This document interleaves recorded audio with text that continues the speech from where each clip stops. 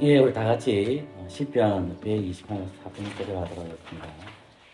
2022년 5월 8일 19번째 주일을 시작하도록 하겠습니다. 시편 124편을 읽음으로 예배로 나아가도록 하겠습니다. 함께 읽겠습니다. 이스라엘은 이제 말하기를 여호와께서 우리 편에 계시지 아니하시고 사람들이 우리를 치려 일어날 때에 여호와께서 우리 편에 계시지 아니하셨다면 그때에 저희 노가 우리를 대하여 명렬하여 우리를 삼체로 삼켰을 것이며 그때에 물이 우리를 엄몰하며 시내가 우리 영혼을 잠갔을 것이며 그때에 넘치는 물이 우리 영혼을 잠갔을 것이라 할 것이로다. 우리를 저희에게 주어 씹히지 않게 하신 여호와를 찬송할지로다. 우리 영혼이 새가 사냥꾼의 올무에서 벗어남 같이 되었나니 올무가 끊어짐으로 우리가 벗어났도다. 우리의 도움은 천지를 지으신 여호와 이름에 있도다. 아멘.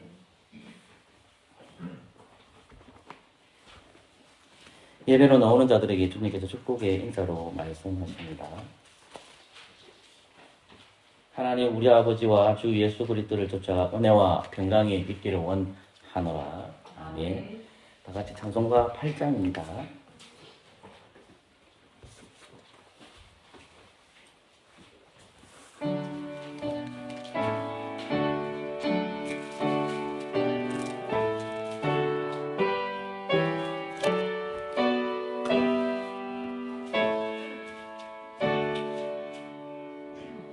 목소리 높여서 찬양하여라. 영광과 권세와 존귀와 이름을 온전히 다스리시는 만왕의 왕께 올려라.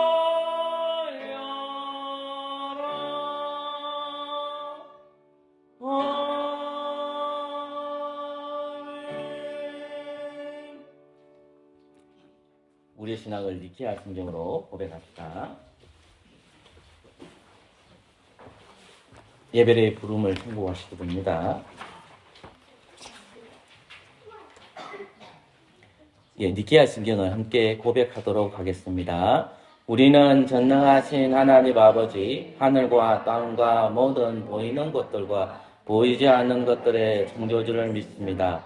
그리고 우리는 한 주님 예수 그리스도 아버지의 독생자를 믿어오니 그분은 만세전에 아버지에게서 출생하셨고 빛으로부터 비치며 참 하나님부터의 참 하나님이십니다. 출생하셨지 만들어지지 않으셨고 아버지와 동등 본질이시며 그분으로 말미암아 만물이 있게 되었습니다. 우리 인간과 우리 구원을 위하여 하늘에서 내려오시어 성령으로 말미암아 동정녀 마리아에게서 성육하셨고 사람이 되셨습니다. 우리를 위하여 본디오 빌라도 치하에서 십자가에 못 박히셨고 고난당하고 장사되셨습니다. 성경을 따라 사흘 만에 부활하셨고 하늘로 올라가셨고 아버지의 오른편에 앉아 계시며 영광 중에 다시 오시어 산자들과 죽은 자들을 심판하실 것입니다. 그분의 나라는 끝이 없을 것입니다. 그리고 우리는 주님이시며 생명의 수요자이신 성령을 믿어오니 그분은 아버지와 그리고 아들로부터 나오시며 아버지와 아들과 함께 경배와 영광을 받으시는 분이며 선지자들을 통하여 말씀하셨습니다. 우리는 하나의 거룩하고 사도적인 공교회를 믿습니다. 우리는 사죄를 얻게 하는 하나의 세례를 고백합니다. 우리는 죽은 자들의 부활과 내세의 생명을 대망합니다. 아멘. 언약의 말씀 출애굽기 20장 1절에서 17절까지입니다. 구약성경 출애굽기 20장 1절에서 17절까지입니다.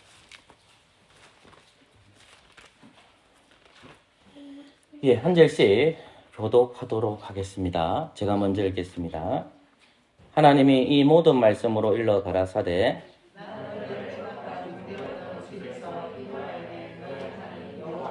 너는 나 외에는 다른 신들을 내게 있길 말지니라.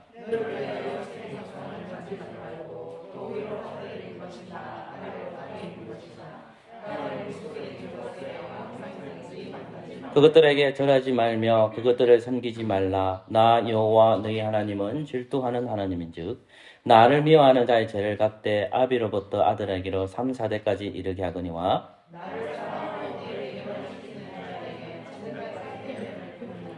너는 너희 하나님 여호와의 이름을 막는 데 읽지 말라. 나 여호와는 나의 이름을 막는 데 읽은 자를 죄 없다 하지 아니하리라. 엿새 동안은 힘써 내 모든 일을 행할 것이나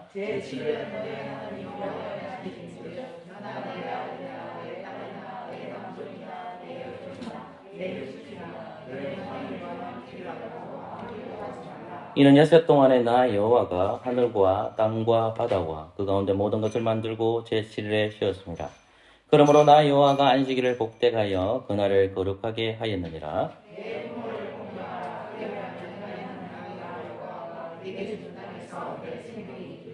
살인하지 말지니라. 도둑질하지 말지니라. 예, 함께 읽겠습니다. 내 이웃의 집을 탐내지 말지니라. 내 이웃의 아내나 그의 남종이나 그의 여종이나 그의 소나 그의 낙이나 물어 내 이웃의 소유를 탐내지 말지니라. 아멘. 자리에 앉아주십시오. 십계명에 근거해서 피아노 반주에 맞추어서 하나님 사랑, 이웃 사랑을 실천하지 못했으면 이 시간에 공적으로 회개하는 시간을 가지겠습니다. 기도하겠습니다.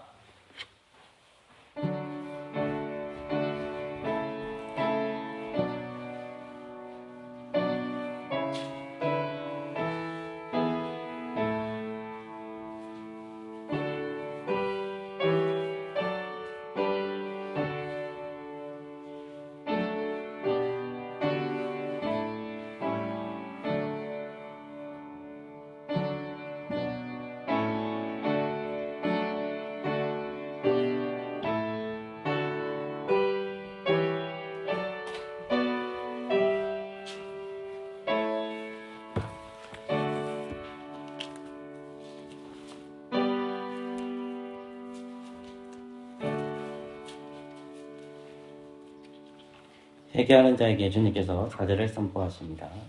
인자에 온 것은 섬김을 받으려 함이 아니라 도리어 섬기려 하고 자기 목숨을 많은 사람의 대속물로 주려 함이니라.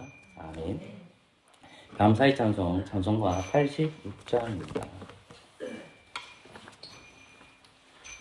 찬송가 86장 찬양하겠습니다.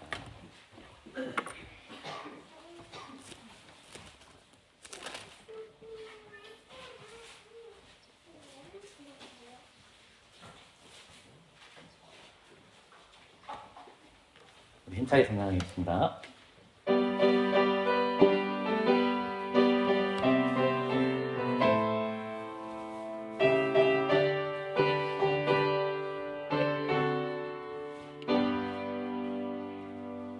내가 참으지 않은 예수 나의 상처에 받은 영을 불쌍하게 여기서 위로하여 주시니 미쁘신 나의 노는 친구 내가 알지 않은 예수 나의 사모하는 친구 나의 기도를 응답하여 주시니 미쁘신 나의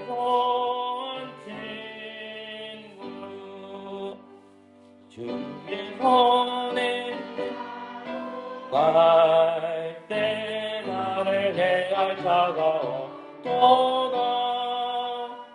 예수께서 내 맘을 크게 위로하시니 미쁘신 나의 좋은 친구 내가 알지만 예수 나의 사모하는 친구 나의 기도를 응답하여 주시니 미쁘신 나의 좋은 친구 두려움의 물결이 나를 위협하며 달려도 주가 인도하시니 어찌 두려워하라. 기쁘신 나의 좋은 친구, 내가 의지하는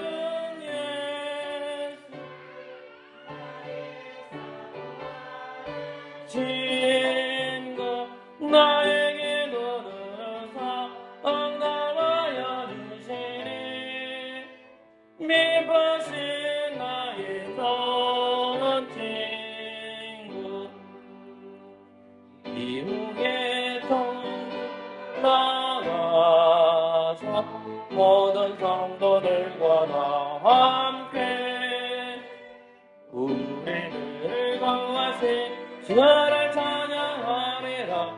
미쁘신 나의 좋은 친구, 내가 의지하는 예수, 나의 사모하는 친구, 나에게도 들으사 응답하여 주시니 미쁘신 나의 좋은 친구. 아멘. 예, 신약 성경 갈라디아서 2장 1절부터 10절까지입니다. 이번 주까지만 직분 설교를 하고 다음 주부터는 예수님적으로 들어가겠습니다. 갈라디아서 2장 1절부터 10절까지입니다. 요절은 8절부터 10절까지입니다. 제가 갈라디아서 2장 1절부터 10절 말씀을 읽어드리겠습니다. 14년 후에 내가 바나바와 함께 디도를 데리고 다시 예루살렘에 올라갔노니 계시를 인하여 올라가 내가 이방 가운데서 전파하는 복음을 저희에게 제출하되 유명한 자들에게 사사로이 한 것은 내가 다름질하는 것이나 다름질한 것이 헛되지 않게 하려 함이라. 그러나 나와 함께 있는 헬라인 디도라도 억지로 할례를 받게 아니하였으니 이는 가만히 들어온 거짓 형제인 까닭이라. 저희가 가만히 들어오는 것은 그리스도 예수 안에서 우리의 가진 자유를 엿보고 우리를 종으로 삼고자 함이로되 우리가 일시라도 복종치 아니하였으니 이는 복음의 진리로 너희 가운데 항상 있게 하려 함이라. 유명하다는 이들 중에 본론 어떤 이들이든지 내게 상관이 없으면 하나님은 사람의 예물을 취하지 아니하시나니 저 유명한 이들은 내가 더하여 준 것이 없고 도리어 내가 모할라에게 복음을 전함을 맡기를 베드로가 할례자의 맡은 것과 같이 한 것을 보고 베드로가 역사하사 그를 할례자의 사도로 삼으신 이가 또한 내게 역사하사 나를 이방인에게 사도로 삼으셨느니라. 또 내게 주신 은혜를 알므로 기둥같이 여기는 야고보와 게바와 요한도 나와 바나바에게 교제의 악수를 하였으니 이는 우리는 이방인에게로 저희는 할례자에게로 가게 하려 함이라. 다만 우리에게 가난한 자들 생각하는 것을 부탁하였으니 이것을 나도 본래 힘써 행하노라. 아멘. 기도하겠습니다.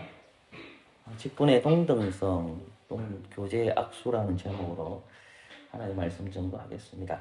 하나님의 말씀 잘 깨닫고 잘 이해할 수 있도록 은혜 내려주옵소서. 예수 그리스도 이름으로 기도합니다. 네.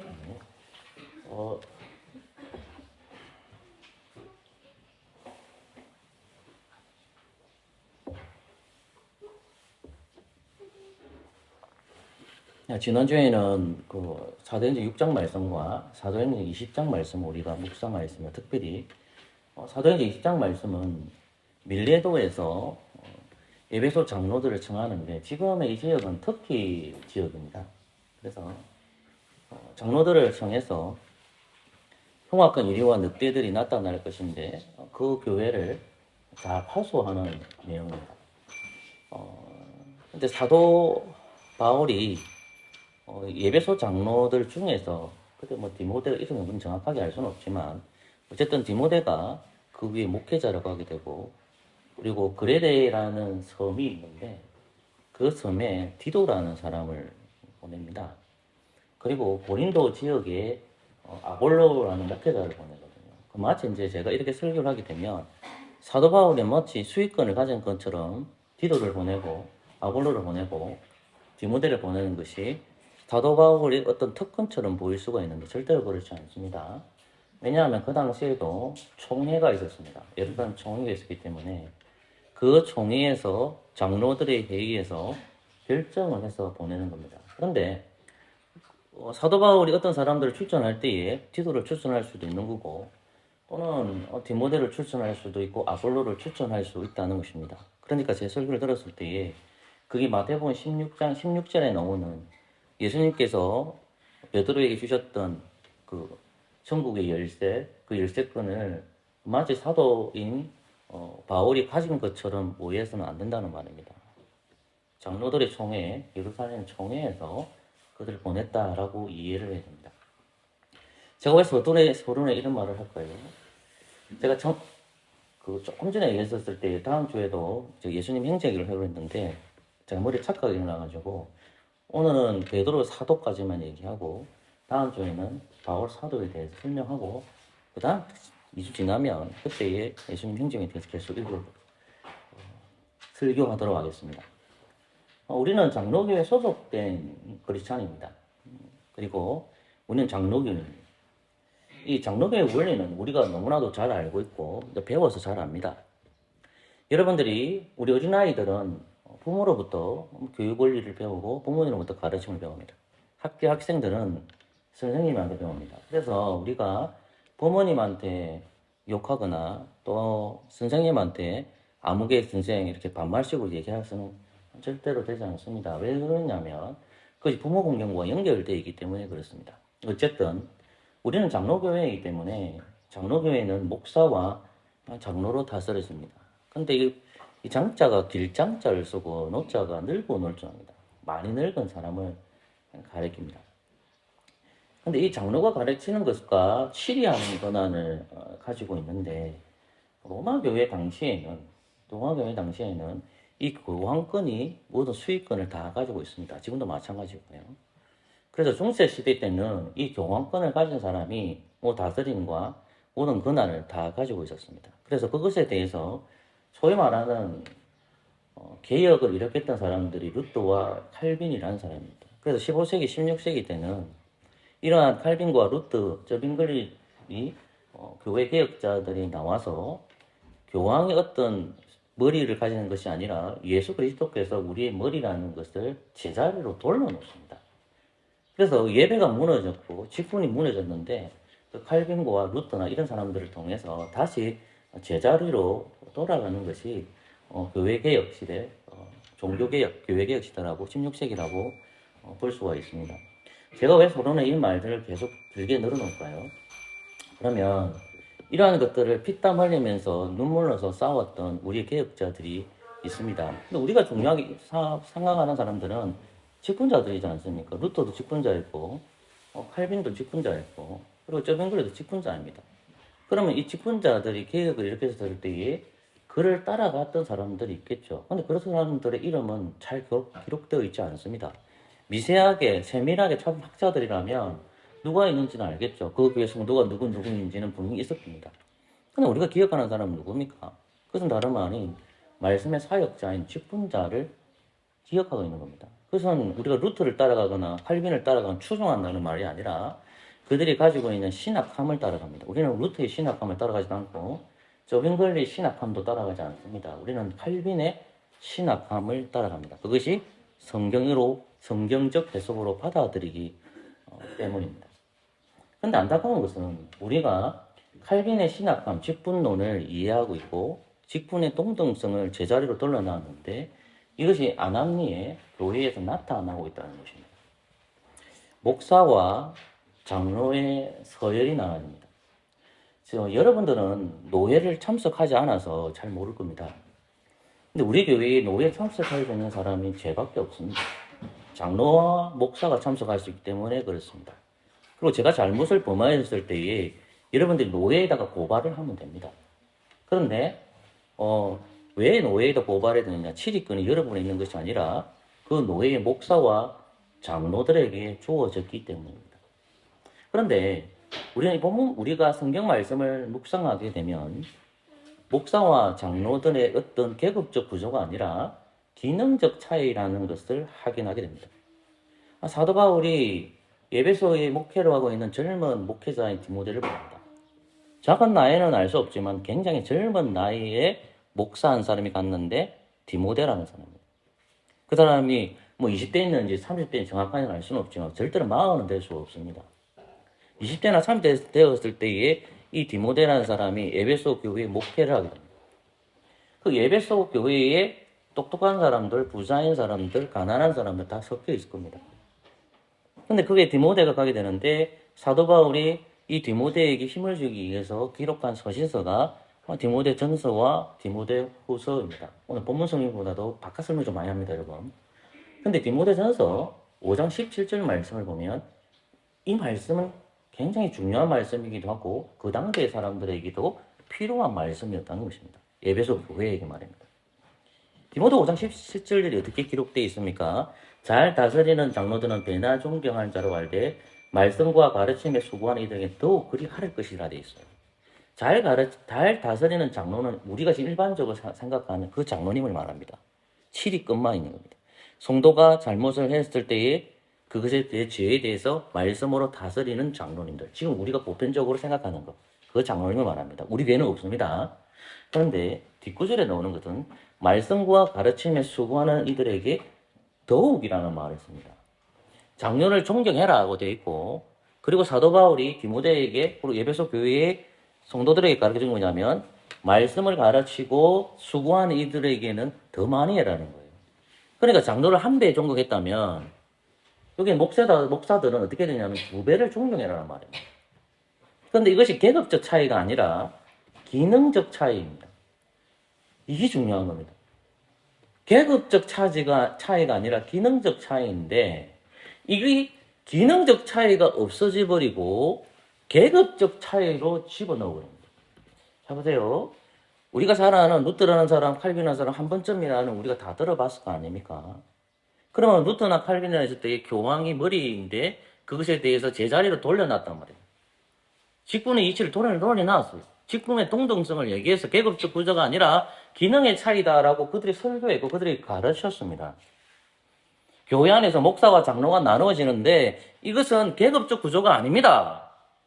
이것은 기능의 차이고 존경의 차이입니다라는 거예요. 목사를 더 많이 존경하고 장로를 존경하셔야 됩니다. 라고 칼빈이 가르쳤고 그것이 성경적이었기 때문에 우리는 장로교의 원리로 받아들이고 있습니다.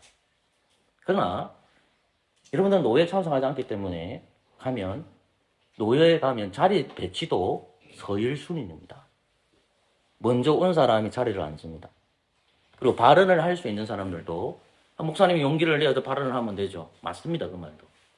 그러나 안합리에 뭐가 있냐면 시골교회 갈수록 목사님들이 이동을 잘 안 합니다. 그래서 어떤 사람이 25년, 어떤 사람이 20년, 제가 지금 우리 교회 10년 차이기 때문에 그게 가도 막내 아닌 막내입니다. 왜? 15년, 20년, 25년 사람들이 있기 때문에. 그러면 그 사람들이 우리가 생각해 보세요.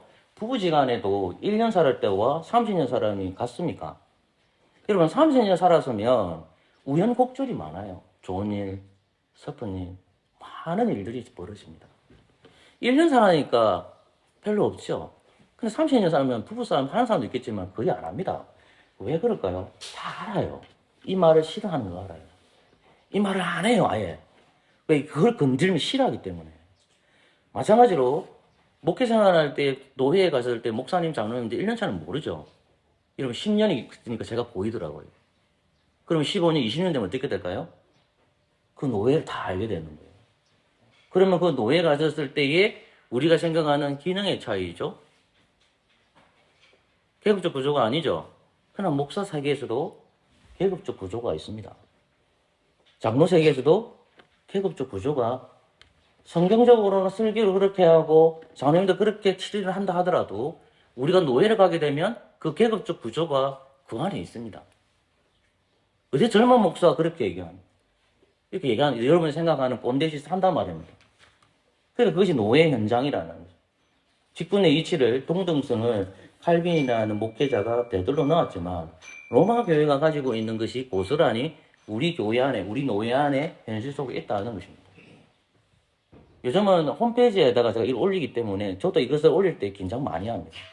뭐 보는 사람이나 듣는 사람이나 별로 없겠지만 혹이라도 싶어서 긴장을 합니다. 그러나 현실 앞에 정확하게 말씀할 필요는 있잖아요.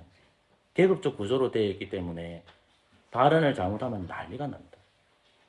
그러니까 우리는 고신교회에 소속되어 있고 성도로 부르심을 받았고 성도로 제자를 받았지만 여러분들이 결국은 목사 세계와 장로 세계에서도 계급적 구조가 남아있다는 겁니다.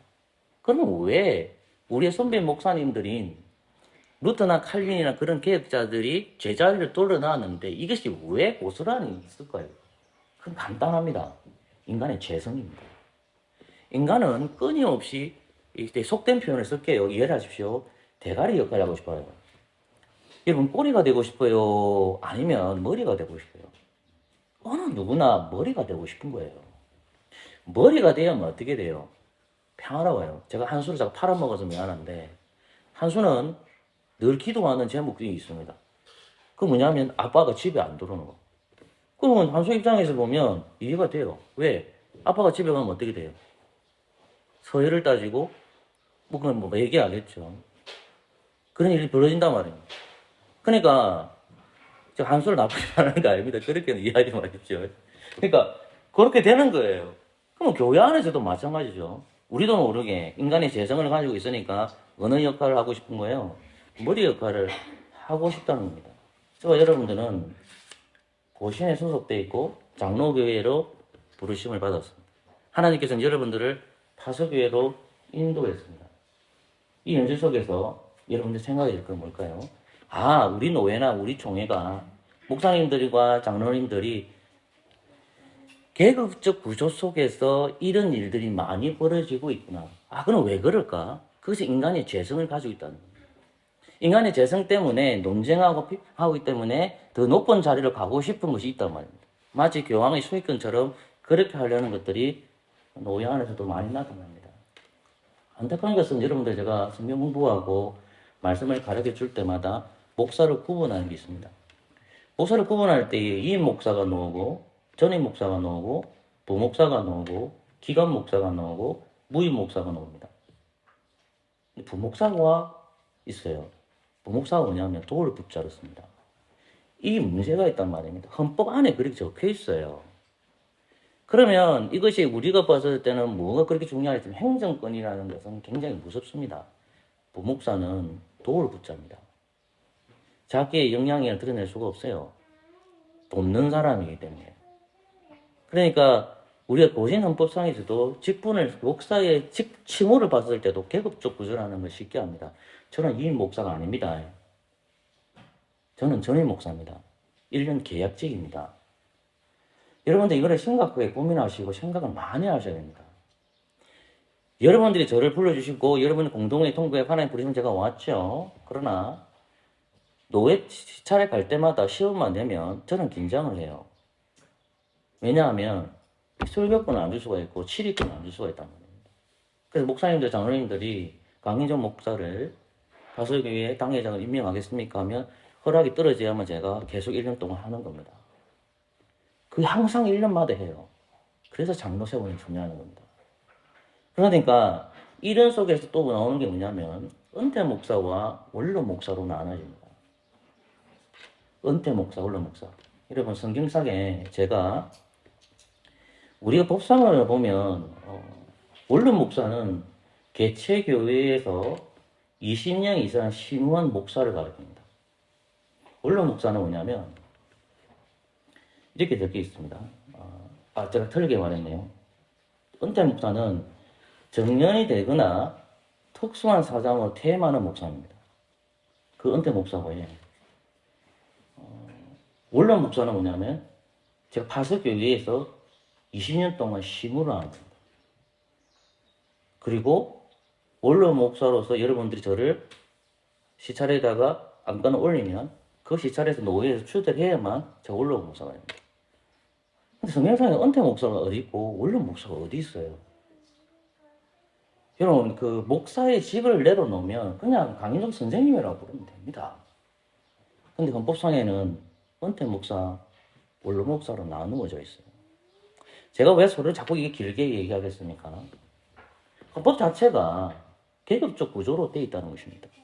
저는 평생 아무리 노력을 해도 원로 목사가 될 수 없습니다. 그러면 원로 목사하고 은퇴 목사 차이점은 별거 아닌 것 같죠.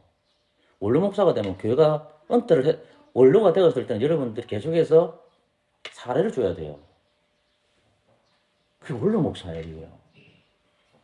잘 생각해 보십시오. 우리 선배 목사님들이 어떻게 목회를 했는가. 목사직을 내려놓으면 목사 아니에요.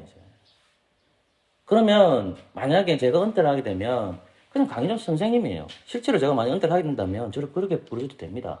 그런데 그게요. 갑자기 목사를 듣다가 강인종 목사님 듣다가 강인종 선생님 들으면 뭔가 조금 내려갔다는 느낌이 받는 거예요. 그거 이겨내야죠. 왜 목사가 은퇴를 하고도 그 목사직을 유지하려고 합니까? 사회에서 그 명예는 유지하고 싶은 거잖아요. 내려놔야죠. 목사직을 내려놨으면 강인종 선생님이에요. 아니면 뭐 강인종 씨 하던가요.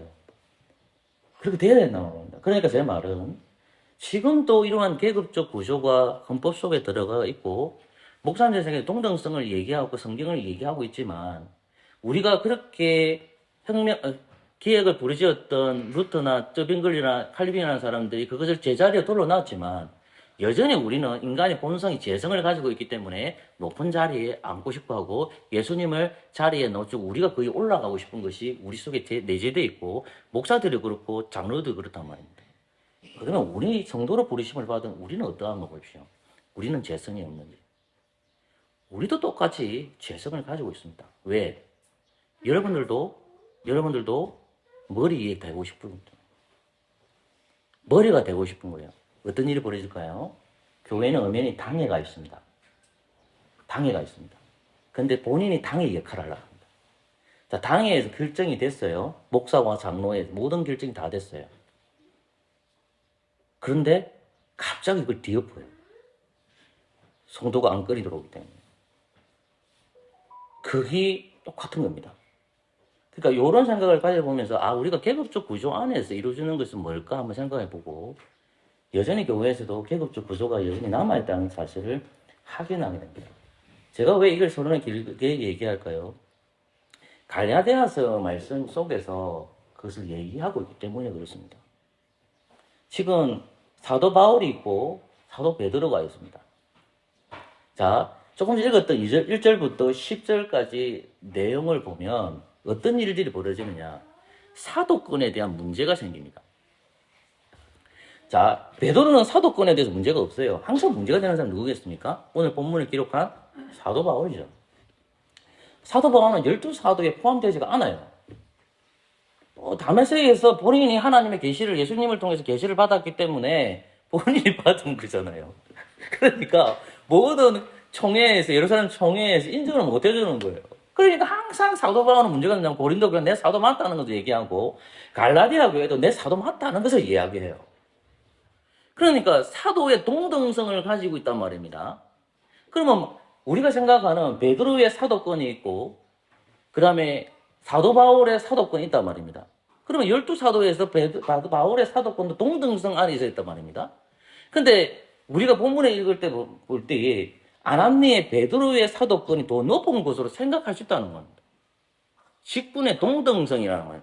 사도가 높은 사람이 있고 낮은 사람이 있는 것이 아니라 직분의 동등성이 있다는 것을 사도 바울이 지금 갈라디아 교회한테 얘기하는 내용이 1절부터 10절의 내용이에요.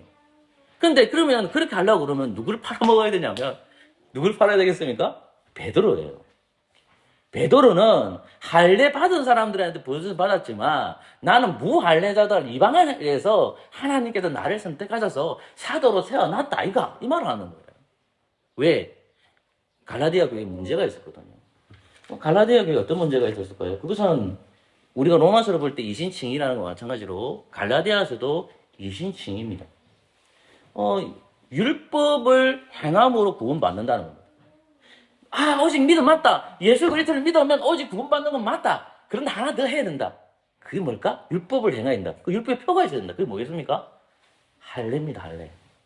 예수 그리스도를 믿으면 되는데 오직 믿음으로 구원받는데 오직 믿음으로 구원받는데 무엇을 가르면 율법을 행함을 통해 특별히 할례를 행함을 통해서 구원받는다 이렇게 얘기하니까 율법과 복음의 관계가 흐트러져 있는 거예요.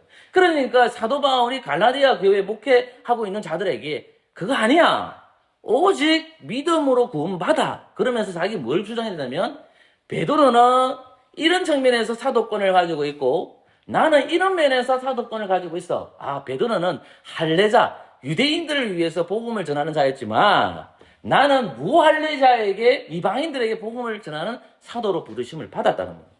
베드로의 사도권과 나의 사도권은 동등해라고 얘기해요. 그러면 첫 번째 우리가 살펴봐야 될 게 뭐냐면 베드로의 사도권입니다. 제가 10분만 더 설명 마칠게요. 베드로의 사도권을 이해를 해야 됩니다. 조금 전에 여러분들이 이 갈라디아 지역은 어디냐 했을 때 터키 지역입니다. 갈라디아 지역. 근데 터키 중부 지방입니다. 나중에 지도가 있으면 제가 한번 보여드릴게요. 중부 지역이 갈라디아 지역. 굉장히 넓은 지역입니다. 사도 바울은 이곳에 1차전도, 2차전, 3차전까지 나갔을 때에 항상 들었던 것이 어디냐 했을 때에 갈라디아입니다. 그게 사도행 14장 1절과 사도행 16장 1절과 사도행 18장 23절에 1차, 2차, 3차에 갔을 때 꼭 들리는 곳이 있습니다. 그게 어딜까요? 갈라디아입니다. 갈라디아 가서 복음을 가르칩니다. 여러분 그럼 생각해 보시오. 사도 바울이 3번이나 갈라디아 교회 갔을 때 뭘 가르쳤을까요? 쉽게 생각해 보세요. 베드로가 복음을 전해서 예루살렘을 가면 나중에 할 거지만 사도들이 예수님 하늘로 승천하시고 나서 사도들은 누구를 증거한 겁니까? 예수님입니다. 오직 예수님을 믿음으로 구원받는다는 걸 가르칩니다. 이방인한테도 예수님을 가르친다는 말입니다. 그러니까 오직 예수님을 가르친다는 말입니다. 그러니까 사도 바울은 다른 복음이 없다는 것을 갈라디아 교인들에게 먼저 가르쳐요. 그러니까 사도 바울은 갈라디아에서 쓴 목적이 2가지인데 하나는 사도권에 있지만 하나는 뭐냐면 다른 복음을 전하면 너희들 하나님 앞에 심판받는다는 내용을 하는 거예요. 그러니까 결국 갈라디아 쓴 목적이 갈라디아 1장 6절에 10절에서 밝히고 있습니다. 같이 한번 읽어볼까요? 6절부터 10절까지입니다. 같이 읽읍시다. 시작. 그리스도의 은혜로 너희를 부르신 이를 이같이 속히 떠나 다른 복음을 쫓는 것을 내가 이상히 여기노라. 다른 복음은 없나니 다만 어떤 사람들이 너희를 요란케 하여 그리스도의 복음을 변하려 함이라. 그러나 우리가 혹 하늘로부터 온 천사라도 우리가 너희에게 전한 복음 외에 다른 복음을 전하면 저주를 받을지어다. 우리가 전에 말하였거니와 내가 지금 다시 말하니 만일 누구든지 너희의 받은 것 외에 다른 복음을 전하면 저주를 받을지어다. 이제 내가 사람들에게 좋게 하랴 하나님께 좋게 하랴. 사람들에게 기쁨을 구하랴 내가 지금까지 사람의 기쁨을 구하는 것이었다면 그리스도의 종이 아니니라. 아멘. 다른 복음을 전하면 저주받는다. 나는 사람을 위해서 복음을 전하지 아니하고 하나님의 종으로 부르심을 받았기 때문에 사도로 부르심을 받았기 때문에 나는 예수 그리스도를 전구한다는 거예요. 오직 예수 그리스도께서 부활하셨고 예수님께서 성천하셨고 하늘 우편에 앉아 계셔서 이 땅에 성령님을 보내주셨다는 겁니다. 예수님의 구속 사건을 얘기하는 거예요. 물론 구약도 인용하겠죠. 결국은 무슨 얘기냐면 복음이라는 것은 예수님입니다. 갈라디아 교인이 이방인인데 그 이방인들에게 그들은 할례자가 아니에요. 유대인이 아니에요. 그 갈라디아 교인들에게 야 진짜 복음을 가르쳐줄게. 예수님이야. 그 예수님을 믿어야만 너희들이 하나님 앞에 연함이 되고 죄와 사망에서 해방될 수 있다는 거예요. 죄의 그늘에서 해방될 수 있다는 거예요. 그래서 참된 복음인 그리스도를 가르쳐줘요. 다른 복음을 가르치지를 않습니다. 이런 것을 가르치게 되자 당연히 싫어하는 자들이 생깁니다. 그게 누굴까요? 예수님이 참복음을 가르쳤을 때 괴롭히는 사람들이 누구 있습니까? 바리새인들과 사도인. 특히 누가 더 괴롭혔을까요? 바리새인들입니다. 똑같이 지금 사도 바울이 이 복음을 가르치니까 누가 공격하겠습니까? 갈라디아 교회나 그러면 다른 지역에서도 예수님을 믿는 자들이 있는데 그들이 교회 안에 들어와 있습니다. 여러분들이 사도행전 15장 1절 말씀을 읽어보시면 이런 말씀이 나옵니다. 제가 읽어드릴게요. 어떤 사람들이 유대로부터 내려와 형제들을 가르치되 너희가 모세의 법대로 할례를 받지 않으면 능히 구원을 얻지 못하리라 되어 있죠. 그러니까 이것에 대해서 사도들이 논쟁을 하게 됩니다. 이 논쟁을 바르게 잡아주는 사람이 누구냐? 그것은 다름 아닌 베드로였습니다. 그래서 모세의 법대로 할례를 받지 않으면 너희 구원 얻지 못한다. 이 말이 무슨 말이냐면 오직 믿음으로 구원 받는다. 근데 표가 있어야 된다는 거예요. 그 표가 뭐겠습니까? 할례를 받아야 된다는 거예요. 그 할례가 아닌 논쟁거리가 된다는 말입니다. 여러분들이 생각하기에는 이 할례 자체가 논쟁거리가 되지 않겠죠. 우리의 논쟁은 뭐겠습니까? 어린아이에게 유아세를 주는 것이 합당하냐 합당하지 않느냐. 그래서 굉장히 논쟁거리 되겠지만 이 당시에는 뭐냐면 할례 사건이란 말입니다. 할례를 받는 것이 맞느냐 맞지 않느냐. 모세의 법대로 하면 어떻게 받아야 되죠? 할례를 받아야 되죠. 예수 그리스도 안에 거하라고 어떻게 되는 할례를 받지 않아도 됩니다. 오직 그리스도 안에서 성령의 세례를 받기 때문에 그렇습니다. 그러니까 할례를 주장하는 자들이 다른 복음을 가르치고 있다는 거예요. 이것이 고스란히 어디로 들어가느냐? 갈라디아 교회 안에 들어와 있죠. 이것이 고스란히 어디로 들어가느냐? 로마 교회 안에 들어와 있었다는 겁니다. 그러니까 굉장히 방해한 자들이 누구냐 했을 때 갈라디아 교인이 아니라 유대인들입니다. 유대인들이 그렇게 비판합니다. 왜? 갈라디아 교회 안에 있는 유대인들. 그렇게 설명을 하시면, 이해를 하시면 될 것 같습니다. 자, 그러면, 그리고 나서 두 번째 질문이 뭐냐면, 그러면, 네가 그렇게 얘기하니까, 야, 네가 그 얘기하고 있지. 할례 안 받아도 얘기하는데, 그러니까 딱, 거는 거예요. 뭘 걸까요? 근데 사도 아니잖아요. 이해됐습니까? 자, 보세요. 이거 북상하다 빵 터졌는데, 상대가 안 돼. 바울하고 이야기하고 상대하는데, 바울이 지금 뭐라고 얘기하고 있냐면, 야, 예수 그리스도의 복음 안에서 이제 할례 안 받아도 돼. 왜 언약으로 가는 거야? 그거 안 해도 돼. 예수 그리스도의 성령님을 통해서 우리는 세례를 받았어. 이제 예수님을 믿는 표로 이제 물세례만 받으면 돼. 이 얘기가 있는 거예요. 그러니까. 근데 이 사람들은 아니야. 오직 믿음으로 구원받지만, 표는 반드시 있어야 돼. 그게 뭐냐면, 모세가 가르쳐 준 거야. 할례를 받아야 돼. 그러니까 사도 바울이 아니야. 다른 복음을 들으면 너 저주받아. 일정이 딱 갈라디아서 일정이 딱 바뀌는 거예요. 오직 믿음으로 구원받지 왜 행함을 얘기하는 거야? 왜 행함을 얘기해? 이렇게 얘기하는 거예요. 할례를 받고 구원받는다고 왜 너의 행위를 강조하니? 아니야. 그러니까 교회 안에 있는 유대인들이 뭐라고 얘기하는 거예요? 야, 그러면 니 인마 사도 맞나? 이런 거야. 이해됐습니까? 말이 재밌지 않아요? 너 사도 진짜 맞나? 똑같이 생각해보세요. 예수님이 하나님 아버지로부터 말씀을 들어봤어요. 바리새인들은 뭐라고 얘기합니까? 니 인마 예수님, 너 하나님 아들 맞나? 똑같은 거죠. 야, 너 사도 맞나? 이렇게 딱 얘기하는 거예요. 그러니까 사도 바울이 네? 그럼 뭐라고 얘기해야 돼요? 내 사도 맞다라고 얘기해야 되죠. 그럼 사도 맞다라고 그러면 누구의 사도권과 동등성을 얘기해야 돼요? 베드로입니다. 베드로. 그럼 베드로는 하나님의 말씀을 누구에게 전했습니까? 오늘 본문 말씀을 보면 할례자죠. 사도 바울은요, 무할례자입니다. 무할례자라는 것은 뭐죠? 이방인들입니다. 하나님께서 베드로를 먼저 부르셨고 그 다음에 누굴 부른 겁니까? 사도 바울을 부르셨다는 말입니다. 자, 그러면 잘 생각해 보십시오. 이 당대의 교회는 바울은 12사도에 들어갈 수가 없습니다. 왜냐하면 사도행전 2장 사건을 알고 있기 때문에. 여러분, 예수님의 제자 중에서 예수님의 팔아먹은 사람 누구였습니까? 누구죠? 가롯 유다죠. 그러면 가롯 유다가 빠지고 나서 한 명의 사도 더 들어가요. 그것이 사도행전 2장에 들어있게 있는데 23절부터 26절 누굽니까? 마띠아입니다. 그러면 마띠아가 들어가 있었으니까 여러분들이 저하고 공부했었을 때 설교들을 생각해 보십시오. 예루살렘의 교회에 가난한 자가 없다는 것이 4장에 나옵니다. 사도들도 그 봉사의 성구지에 같이 동참합니다. 맞죠? 그리고 5장에서는 뭡니까? 아나니아 삽비라가 뭡니까? 아나니아 삽비라가 속이죠. 그래서 베드로가 참된 건증을 하죠. 6장에서 보면 어떻게 됩니까? 12명의 사도들이 또 나옵니다.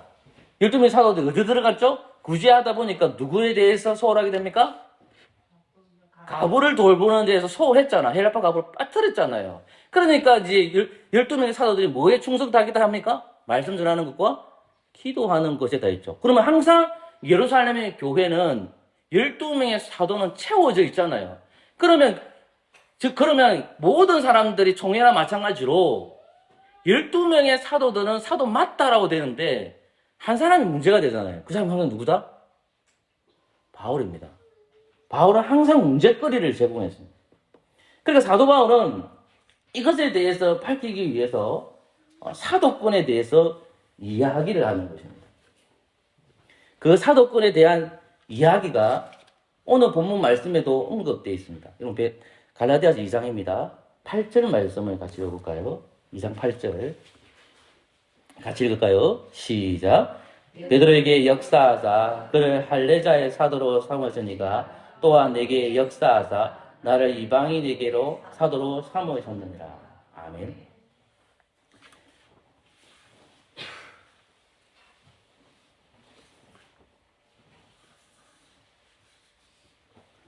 우리는 오늘 본문 말씀에서 베드로의 사도권을 먼저 살펴보고 다음 주에 바울의 사도권을 좀 살펴보도록 하겠습니다.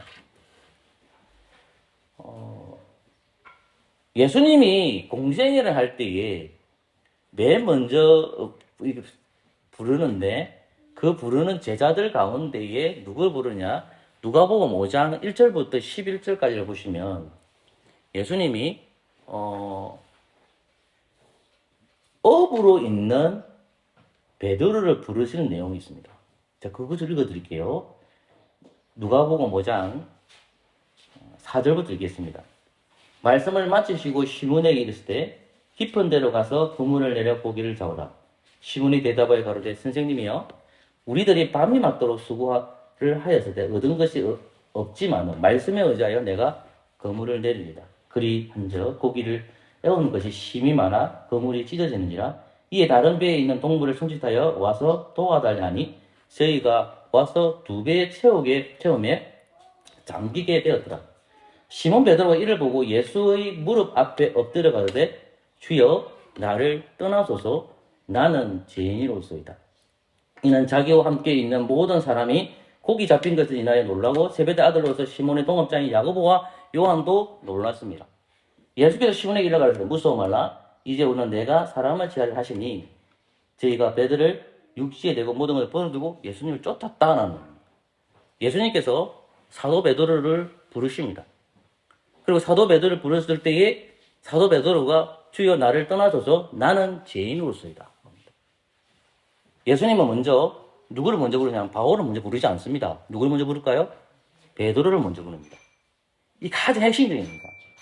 근데 여러분 마태복음 16장에 가시면 뭐가 나옵니까? 야, 너희들 나가니까 나는 뭐라고 해야 돼? 그러니까 베드로가 뭐라고 얘기하죠? 시몬 베드로가 대답하러 가실 때 주는 그리스도요 살아계신 하나님 아들이시다. 그때 뭐가 나옵니까? 교황의 수익권이 여기서 나오잖아요. 여기 부분을 얘기하잖아요. 예수께서 대답하고 가라사대 바요나 시몬아 내가 복이 있도다. 이를 내게 알려는 이는 혈육이 아니요 하늘에 계신 내 아버지시라. 또 내게 이르니 너는 베드로라. 내가 이 반석에 내 교회에서 음부의 근세를 이기지 못하리라. 내가 천국의 열쇠를 내가 주니 내가 땅에서부터 무엇을 매면 하늘에서 매일 것이요 내가 땅에서 무엇을 풀면 하늘에서 풀리라 되어 있습니다. 그러니까 로마 교회는 중세 시대는 어떻게 되냐면 이것을 베드로에게만 적용시켜요. 베드로 한 사람에게. 그럼 베드로가 죽고 나면 그 다음 누가 그걸 이어받는 거예요? 교황이 받는 거예요. 그러니까 계급적 구조 안에서 한 사람에게 적용시키는데 베드로는 죽었기 때문에 그 다음 베드로 2차 2대, 3대, 4대, 5대까지 되는 거예요. 수익권을 가지고 있는 천국의 열쇠를 열 수 있는 사람은 교황밖에 없다는 겁니다. 머리라는 그렇게 알고 있는 거예요. 근데 예수님께서는 그런 의미로서 마태복음 16장을 말씀하고 있지는 않다는 거죠. 사랑하는 성도 여러분, 예수님께 첫 사역을 할 때 베드로를 먼저 부르십니다. 그리고 그에게 사도의 권을 줍니다. 그러면 우리가 조금 생각해 볼 때에 이런 생각을 할 수 있잖아요. 정말 베드로가 수익권을 가지면서 그런 것을 행사했느냐라고 찾아볼 수가 있습니다.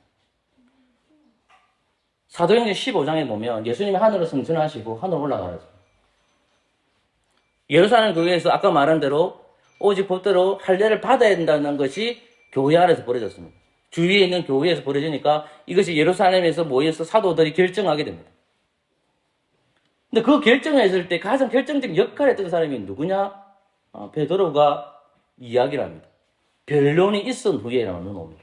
그리고 사도행전 같이 가볼까요? 요것만 하고 제가 마칠게요. 15장 7절부터 11절까지입니다. 7절부터 11절까지만 하고 제가 한번 마치겠습니다. 같이 읽을까요? 시작. 많은 변론이 있은 후에 베드로가 일어나 말하되 형제들아 너희도 알거니와 하나님이 이방인들로 내 입에서 복음의 말씀을 들어 믿게 하시려고 오래전부터 너희 가운데서 나를 택하시고 또 마음을 아시는 하나님이 우리에게와 같이 저희에게도 성령을 주어 점거하시고 믿음으로 저희 마음을 깨끗게 하사 저희나 우리나 분간치 아니하셨느니라. 그런데 지금 너희가 어찌하여 하나님을 시험하여 우리 조상과 우리도 능히 매지 못하던 명예를 제자들의 목에 두느냐. 우리가 저희와 동일하게 주 예수님의 은혜로 구원받을 줄을 믿노라 하니라. 아멘. 자, 보세요. 만약에 마태복음 16장에서 교황의 수익권을 베드로에게만 적용시켰다면 베드로가 예루살렘에서 총회에 와서 베드로가 지금 발언을 하는 거예요. 그러면 예루살렘 총회가 어떤 권위를 가지고 있죠? 사도들이 어떤 힘을 가지고 있는 거죠? 베드로가 어떤 수익권을 가지고 있는 것이 아니라 베드로가 그 발언을 하는 거란 말입니다. 만약에 베드로의 수익권을 가지고 있다 그러면 베드로가 모든 것을 쥐고 있다는 말입니다. 근데 베드로는 그렇게 하지 않았다는 구절을 우리는 조금 전에 읽었단 말입니다. 그러니까 이 말씀을 듣고 예루살렘 총회가 오직 믿음으로 구원받는다는 것을 이야기합니다. 이것이 굉장히 중요한 겁니다. 그래서 왜 그러냐면 이것이 바울 사도가 연결되기 때문에 그렇습니다.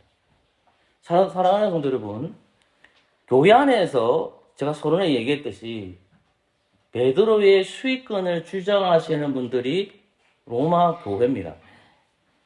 그래서 성경상에서 말하는 것은 뭐냐면 베드로의 수익권인 것이 아니라 사도권을 얘기하는 겁니다. 그러면 저는 이 자리에서 여러분들에게 설교하고 마지막 종점을 얘기하는 것은 뭐냐면 사도로 부르심을 받은 사람은 제가 아니죠. 저는 사도가 아니거든요. 저는 목사로 부르심을 받았습니다. 목사로 부르심을 받으면 목사가 어떤 머리 역할을 해서 교회를 집어 삼키는 것이 아니라 하나님께 주신 교회라는 것을 말씀을 통해서 가르쳐야 됩니다. 그리고 가장 중요한 건 뭘까요? 직분의 동등성입니다. 그래서 여러분들은 마태복음 16장을 해석하고 갈라디아서 2장 8절을 볼 때에 베드로의 사도를 이야기할 때에 수익권이 있는 것이 아니라 교회는 이제는 직분의 동등성을 얘기하되 존경의 차이가 있다는 것을 인정해야 됩니다. 존경의 차이가 있다는 겁니다. 교회는 계급적 구조가 절대로 아니라는 말입니다. 피라미드 구조가 아니라 기능적 차이가 있는데 목사를 장로보다도 배나 존경할 것을 설명하고 있다는 것입니다. 그러니까 한국 교회는 이것을 자꾸만 버리려고 합니다. 목사가 어디로 올라가라고 할까요? 수익권에 올라가라고 합니다. 장로가 어디가 올라가라고 할까요? 수익권에 올라가라고 합니다. 그럼 직분의 동등성에 있어서 무너지게 됩니다. 그러니 사도 바울이 갈라디아 교회에게 말씀한 것처럼 베드로의 수익권이라는 것은 그런 의미가 아니라는 것을 여러분들이 잘 이해해서 우리 교회는 어떻게 직분에 있어야 되는지를 잘 깨닫는 저와 여러분 되시기를 소망합니다. 찬송가 372장입니다.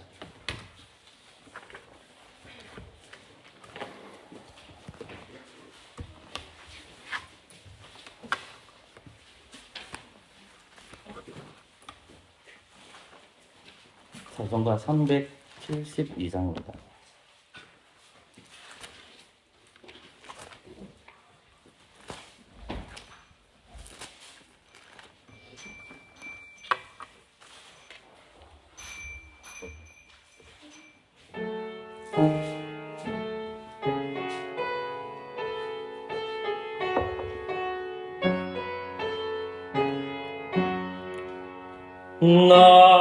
어떤 범근은 그를 넘이고 문영한 구원 얻도록 살인도 함이라.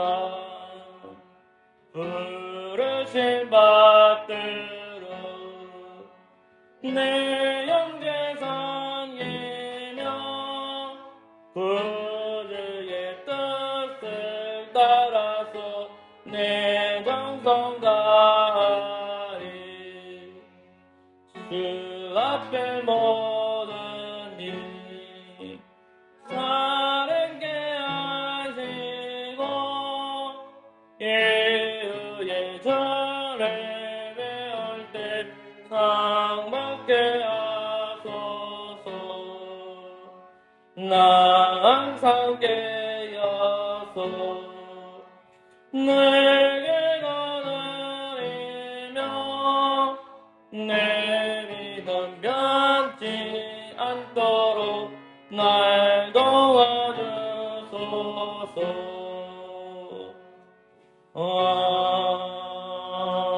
아멘. 네, 승천 받으신 분들은 그 자리에서 일어나 주시면 감사하겠습니다.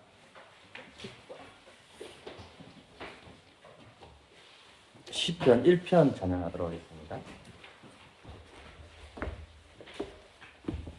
1절만 찬양하겠습니다.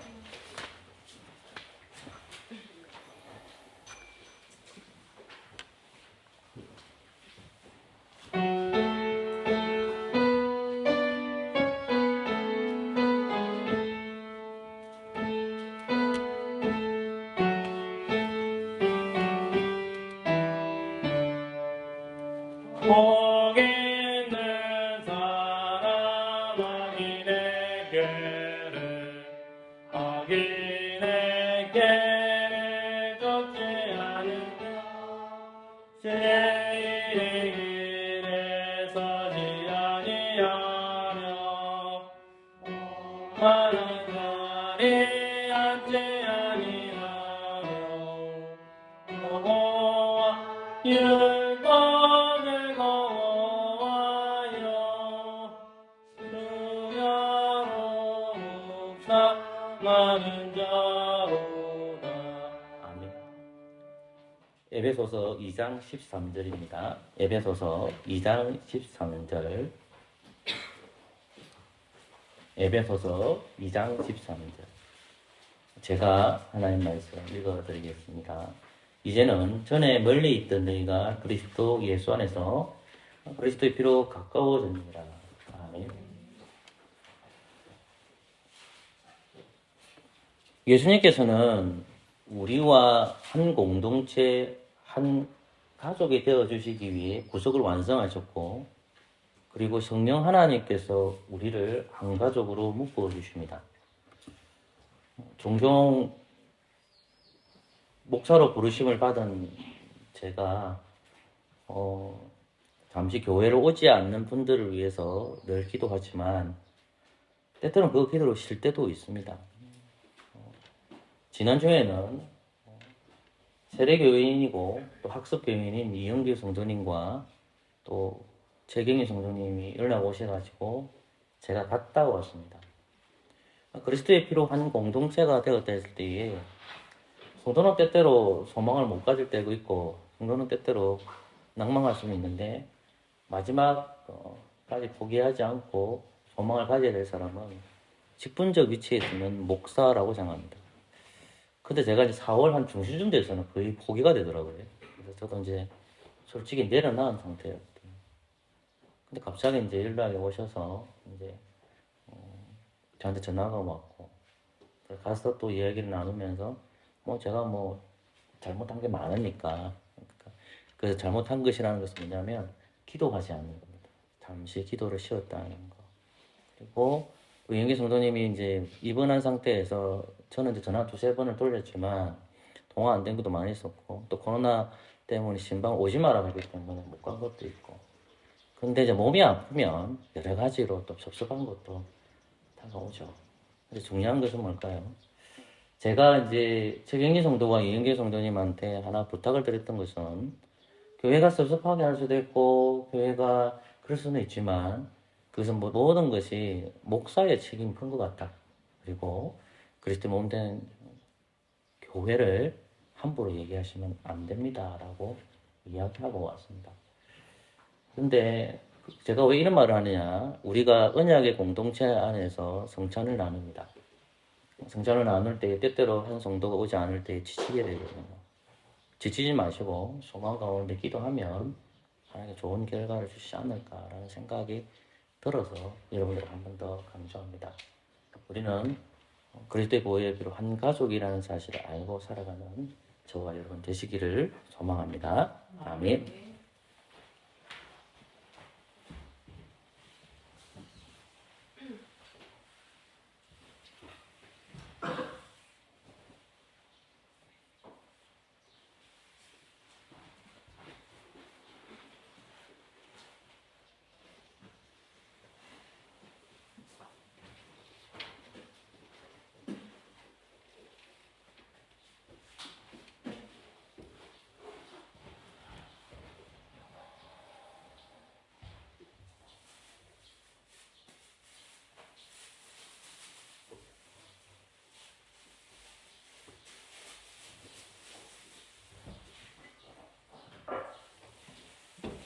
예, 이 떡은 예수님의 몸입니다. 아멘.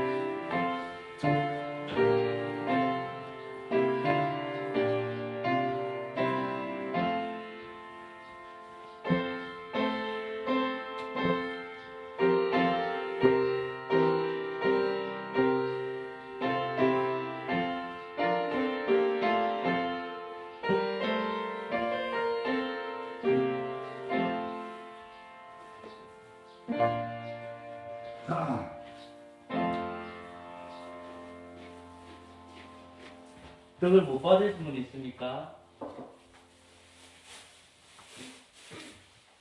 네, 기도하겠습니다. 한 떡에 동참합니다. 다른 복음 믿지 아니하고 예수 그리스도만 믿는 우리 모두 되게 하여 주옵소서. 예수 그리스도의 이름으로 기도합니다. 아멘.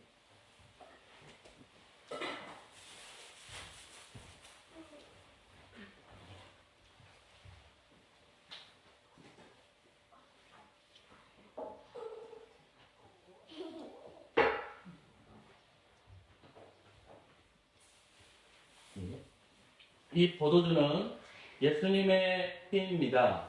아멘.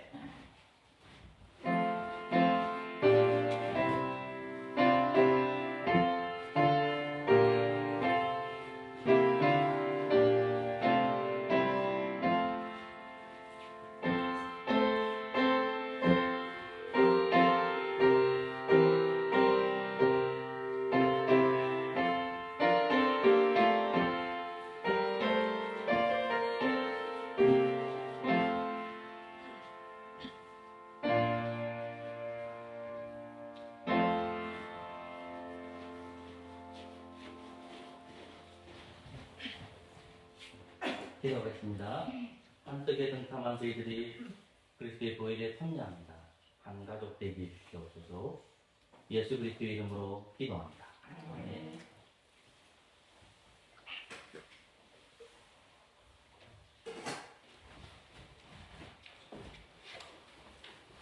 시편 1편 2절과 3절을 부르심으로 준비하신 구제헌금 하겠습니다.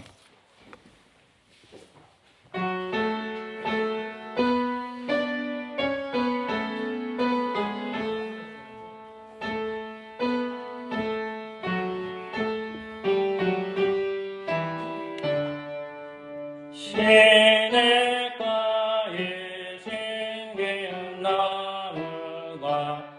저를 따라서 열매내며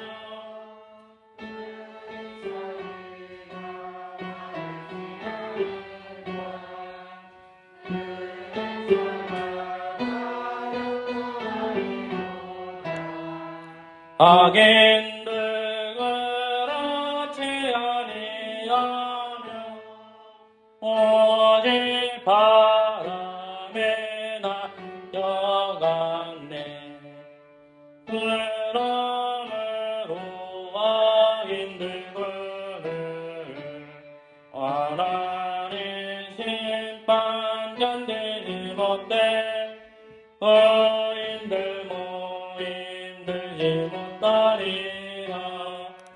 의인의 길은 의인들의 길은 여호와께서 인정하시나 악인의 길은 망하리로다.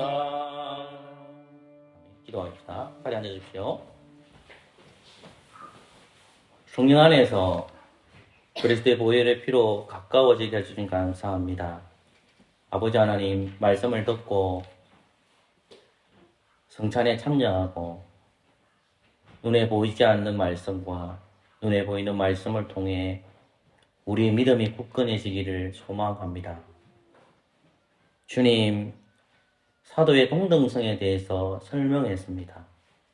조금 어려운 말씀일 수도 있지만 교회 안에 목사의 계급이 있고 장로의 계급이 있고 더 나아가서는 성도 안에서도 이런 머리 역할을 하려고 하는 자들이 많습니다. 그리스도 안에서 성령님을 통해서 예수님이 우리의 머리임을 잘 깨달아 아버지 하나님, 목사를 존경하되 계급적 구조로 이해하지 말게 해주시고, 또한 아직 우리 교회는 장로는 없지만 장로도 믿음 안에서 존경하되 계급적 구조로 이해하지 말게 하여 주시고, 성도들도 성도들 사이에 계급적 구조로 바라보는 것이 아니라 하나님을 섬기고 서로를 존경할 수 있는 믿음을 허락하여 주시옵소서. 코로나 시국에 많은 힘들지만 이 자리에 예배의 자리로 나와서 넣은 거 하나님 받아주시고 코로나가 속히 지나가게 하여 주시옵소서. 우크라이나와 소련이 아직도 러시아가 아직도 전쟁 중입니다. 아버지 하나님, 속히 전쟁이 멈추게 해주시고 아무 이유 없이 정치적 문제 때문에 많은 백성들이 죽지 않도록 주님, 전쟁이 끝날 수 있도록 은혜를 더하여 주시옵소서. 아버지 하나님, 장기간 예배에 출석하지 못하다가 또 하나님께서 우리의 기도를 들어주셔서 우리 미국아 다시 예배의 자리를 초청해 주시고 또 이 아이가 믿음 생활을 잘 할 수 있도록 성령님 이 마음을 붙들어 주시옵소서. 아버지 하나님, 제 교회가 하나님 보시기에 아름다운 교회로 자라나기를 원합니다. 직분이 바로 쓰고 또 성도는 하나님의 뜻 안에서 직분을 바르게 이해하여 하나님을 잘 섬기는 우리 모두 되게 하여 주옵소서. 이 모양 저 모양으로 가정에 어려운 문제들 참 많습니다. 하나님 찾아가셔서 위로하여 주옵소서. 세상에는 5월 8일 되면 어버이날로 기억합니다. 또 많은 교회에는 또 어버이 주일로 지키고 있습니다. 우리는 모든 것이 그리스도의 부활을 기념하기 때문에 그럼에도 불구하고 부모를 공경하는 믿음을 더하여 주시고 또 부모를 봉양을 잘할 수 있는 믿음 또한 허락하여 주옵소서. 아버지 하나님, 우리 김명근 성도님 붙들어 주시고 하나님 뜻 안에서 기도하는 어머니 되게 해주시고 또 병원에 누워 계시는 강태인 성도님 붙들어 주셔서 영육 간의 강건함도 허락하여 주시옵소서. 언제나 저희 교회가 하나님 보시기 아름다운 교회를 성장하기를 원하며 예수 그리스도의 이름으로 기도합니다. 아멘. 시편 6편 4절부터 6절까지를 부르심으로 준비하신 헌금하도록 하겠습니다.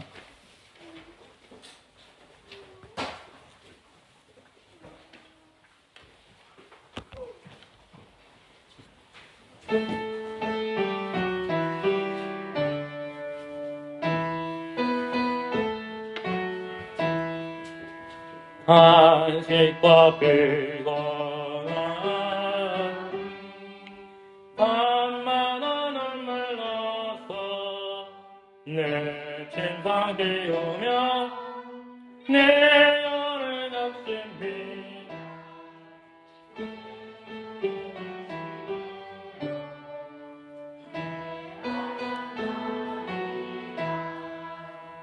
내 모든 대적이를 어느하는 나이다 악행하는 너희 나를 떠나거라 주 나의 울음소리 들으셨나이다 내 간구 들으셨네 주께서 나의 기도 받으시리로다 내 모든 원수들이 떨면서 물들어 물러가리로다.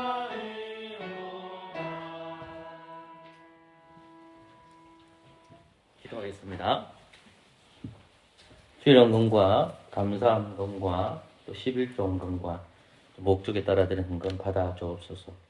가난한 성도 찾아가셔서 위로하여 주시고 일용할 양식으로 채워 주옵소서. 재정 때문에 또 돈 때문에 아버지 하나님, 하나님을 불평하고 하나님의 불만을 가지지 않도록 성령님 이들에게 위로하여 주시옵소서. 이 헌금이 하나님께서 합당하게 사용되기를 원하며 예수 그리스도 이름으로 기도합니다. 아멘. 다 같이 일어나셔서 주님 다시 오실 때까지 찬양하겠습니다.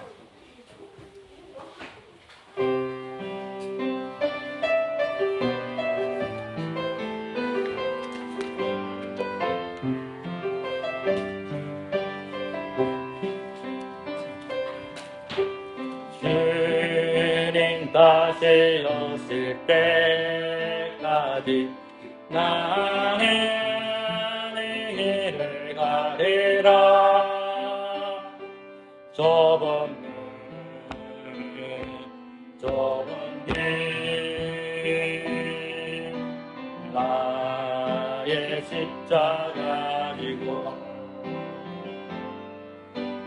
나의 가는 이 길 끝에서 나는 주님을 보리라. 영광의 내 주님 나를 맞아주시니